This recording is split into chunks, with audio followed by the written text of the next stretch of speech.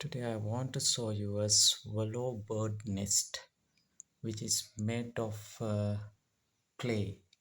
with the saliva of the bird. They actually mix the clay with their saliva and make this nest, and this has been here for around 5 to 6 years now, and the birds are still living there. And in the night time, in the evening especially, they come to this nest and settle down for the night, and early in the morning they leave this place, and